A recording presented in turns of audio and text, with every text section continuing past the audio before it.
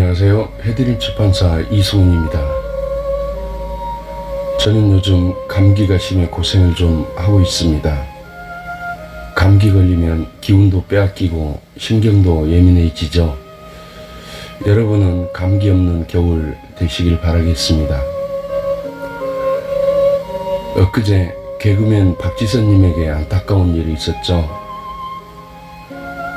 그것도 어머니와 함께 삶을 내려놓았다고 합니다. 딸을 혼자 보낼 수 없다며 함께한 어머니, 저는 그 심정을 알 수 있을 것 같습니다. 어둡고 먼 길을 가엾은 딸 혼자 보낼 수 없다고 생각하셨을까요? 박지선님은 올해 우리 나이로 37이라는데요. 경제적인 문제가 아닌 지병으로 인한 고통 때문인 것으로 알려졌습니다. 육체적 고통이든 정신적 질곡이든 그것을 받아들이는 무게감은 사람마다 다르죠.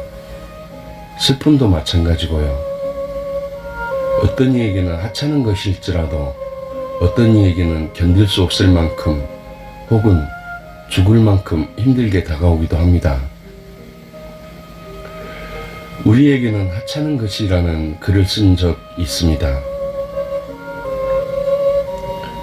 우리에게는 하찮은 것이, 우리에게는 의미 없는 한마디가 누구에게는 휘진 무게가 되고, 우리에게는 아무 일 없는 하루가 누구에게는 기적이 된다. 우리에게는 총총한 별빛들이 누구에게는 그렁그렁한 근심이 되고, 우리에게는 얼어스치는 겨울이 누구에게는 살을 내는 바람이 된다. 우리에게는 어둠을 밝히는 불빛이 누구에게는 오르고 싶은 소망이 되고, 우리에게는 무심코 핀 꽃 한 송이 누구에게는 두 손 모으는 눈물이 된다. 우리에게는 까맣게 잊은 무엇이 누구에게는 속타는 손짓이 되고, 우리에게는 푸르해진 시간이 누구에게는 사로잡힌 걸음이 된다. 우리에게는 식상한 것이 누구에게는 가슴 부푼 존재가 되고, 우리에게는 하찮은 것이 누구에게는 절박한 것이 된다. 우리는 누구에게 절박한 무엇이 된다. 이런 글이었습니다. 우리는 누군가 극단적 선택을 한 기사를 자주 접하는 시대에 살고 있습니다. 저는 그런 기사를 접하면 몹시 우울해집니다. 박지선님 소식 이후 불과 닷새 뒤 전북 익산에서 일가족 3명이 숨진 채 발견되었는데, 아버지는 중태라는 기사가 나왔죠. 아버지는 44, 아이들은 14살 아들, 10살 딸이었다는데요. 그 이유는 경제적 문제였다고 합니다. 지금까지 가장 아팠던 기사 가운데 하나는 부산에서 일어난 사건인데요. 생활고를 겪던 30대 가장이 부인과 5살 딸 앞에서 지하철로 투신하였다는 내용이었습니다. 2012년 기사였죠. 그분은 수개월간 월세를 못 낼 정도로 생활이 어려웠다고 합니다. 공사장 막노동 등 온갖 험한 일을 해왔고, 퀵서비스 일을 하다 오토바이 사고로 허리를 크게 다치면서 극심한 가난에 시달렸다는데요. 힘들다며 술을 마시고 자주 울었다고 합니다. 올 2월에는 30대 한의사 부부 가족 4명이 극단적 선택을 하였죠. 역시 경제적 문제였습니다. 참으로 참담한 기사들입니다. 왜 우리 사회가 자꾸 이렇게 흘러갈까요?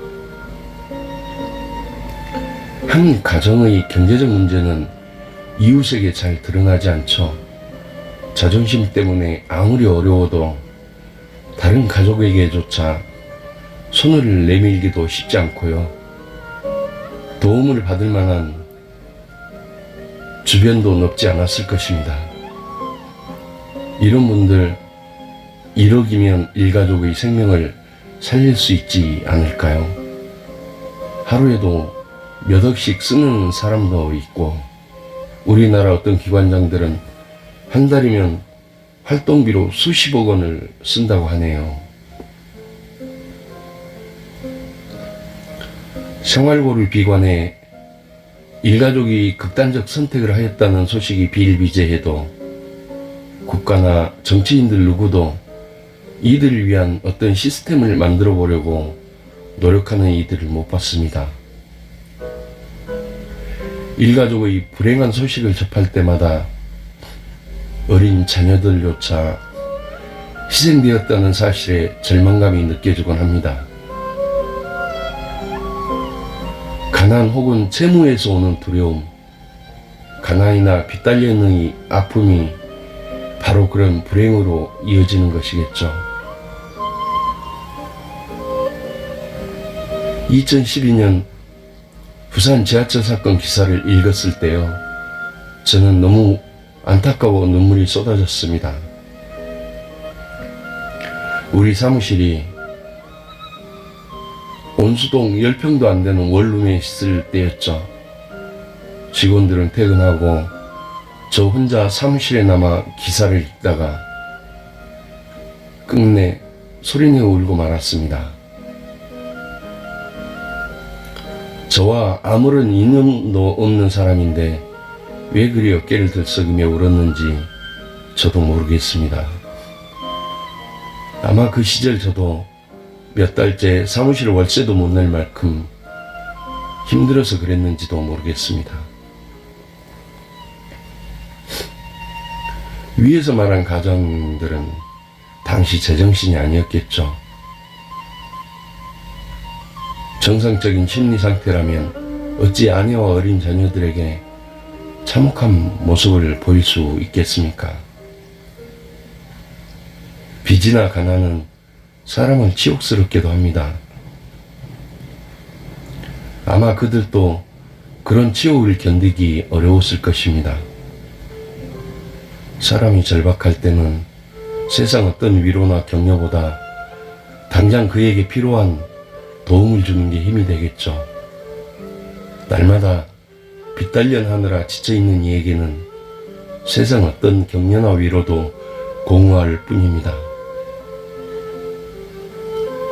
그리 보면 돈이 곧 생명이기도 합니다. 일가족 5명이 극단적 선택을 하게 된 원인이 2억 채무였다면 어떤 이들에게는 푼돈일 수도 있는 이 돈은 5명의 생명도 살릴 수 있는 것이니까요. 돈 1억이면 당장 인생이 바뀔 수 있는 사람이 우리나라에는 얼마나 많겠습니까? 일가족 참변은 가슴이 아파 말을 잇지 못하게 하는 기사들입니다. 절박해하는 이들을 구해줄 수 있는 곳은 없을까요? 제게도 극단적인 낱말이 수시로 파고들 때가 있었습니다. 그런데 끄덕끄덕 견디다 보니 사라지더라는 것이죠. 제가 그동안 짧은 시처럼 메모하였던 글 몇 편 소개할까요? 제목은 하루를 살고 또 살고 보니입니다. 하루를 살고 또 살고 보니 가슴이 무너져도 살았다. 어떤 이유로 죽지 못해서 살았다.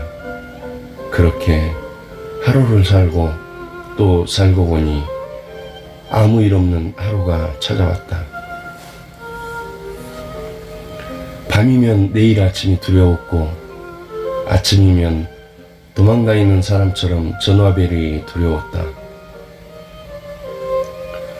전화벨이 울릴 때마다 경기를 하여 아주 오랜 시간 무음이었다. 그렇게 하루를 살고 또 살고 보니 어느 날 무심히 전화벨이 울리고 있었다. 우리는 며칠 굶은 짐승들처럼 싸웠다. 사흘이 멀다 하고 함께 일하는 사무실에서도 싸우고 길을 가다가도 싸웠다. 바닥까지 떨어지니 할 일이라고는 남녀가 싸우는 일밖에 없었다. 끓어오르는 화를 어쩌지 못해 내가 내 뺨을 수없이 때렸다. 빈곤을 마귀는 우리를 금방 쓰러뜨릴 것 같았지만 그렇게 하루를 살고 또 살고 보니 어느 때 미워하는 사람이 어느 때 사랑하는 사람이 되어 있었다. 노모에게 50만 원을 빌려놓고 바람 소리에도 화들짝 놀랐다. 바람이 창을 흔들 때마다 부끄러워 함께 떨었다. 달이 조각 하늘을 스치며 방 안을 들여다볼 때도, 새벽녘 동살이 앞산에서 넘어다 볼 때도 나는 이불 속에서 몸을 사렸다. 누군가 찾아올까 두려워하며 그렇게 하루를 살고 또 살고 보니 저 환한 터널 끝이 보였다. 아무도 안 보였다. 팔순노모도 안 보였다. 내가 짊어진 십자가가 세상에서 가장 무겁고 질겨서 옆에서 들리는 신음조차 외면하였다. 그렇게 하루를 살고 또 살고 보니 한 사람씩 내 둥지로 들어와 있었다. 메마른 땅에 빗물이 모여들듯 통장에서도 어디선가 꾸물꾸물 모여드는 것이 있었다.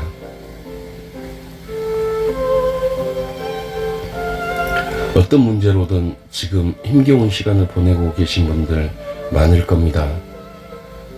코로나19 이후로 더하겠죠.